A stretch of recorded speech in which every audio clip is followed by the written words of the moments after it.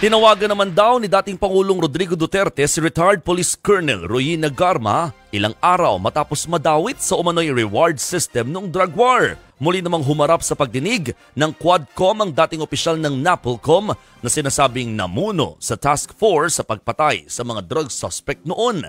Yan ang pampagising na balita ni Brian Basa.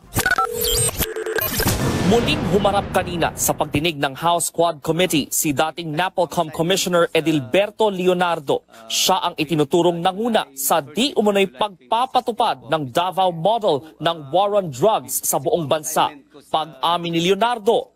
But that task force that was planned was it was just a plan. It did not materialize, Mr. Chair. Nagkaroon daw ng tinatawag na Upland Double Barrel sa ilalim ni nooy PNP Chief Bato de la Rosa. Maglalagay po ng isang officer sa Luzon, maglalagay po ng tao niya, tapos sa Visayas maglalagay din po ng tao to be led by isang officer din at saka sa Mindanao. Dumistansya naman si Leonardo nang matanong tungkol sa di umano'y reward system ng drug war. Basa na po yung paan ninyo. Ba't hindi pa po kayo maligo?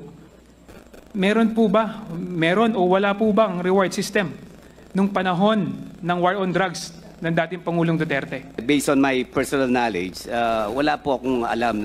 Panawagan naman ni retired Police Colonel Roy Nagarma na siyang nagsiwalat na si Leonardo raw ang arkitekto sa pagpapatupad ng drug war. Umamin na rin daw sana si Leonardo. Sinabi ko lang po yung totoo na alam ko po. Sana po makapag-isip po na maayos si Sir. Sa gitna ng pagdinig, sinabi ni Garma na tumawag sa kanya si dating Pangulong Duterte nitong Huwebes. Ilang araw lang yan matapos niyang ilahad sa komite ang nalalaman niya tungkol sa reward system sa mga pagpatay sa drug war. Sinabi raw sa kanya ng dating Pangulo kung bakit si Leonardo na miyembro ng Iglesia ni Cristo ang napiling mamuno sa task force. Pwede bang malaman kung ano sinabi sa iyo ni former President Duterte? He just explained why Iglesia ni Cristo yung hinanap niyang officer. Your Honor, ang sabi niya is mapagkakatiwalaan sa pera ang Iglesia ni Cristo. Dagdag pa ni Garma, hindi naman daw siya pinigilan ni Duterte na isiwalat ang kanyang nalalaman.